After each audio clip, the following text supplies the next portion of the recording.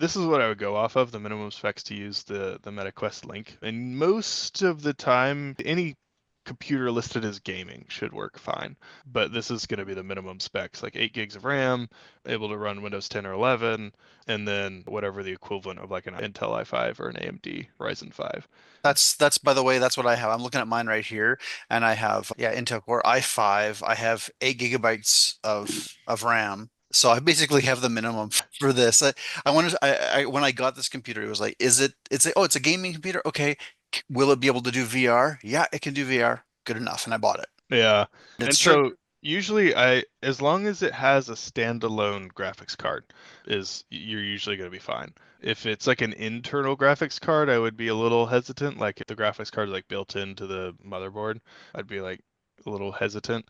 But if it has like a standalone graphics card, you're usually going to be fine. Usually, if you go into Best Buy or one of the stores where they know computers, and you say, "Hey, can this do VR development?" Yeah. And anytime you Right? mention VR development, they're gonna be like, "Oh man, you gotta have a beefy PC."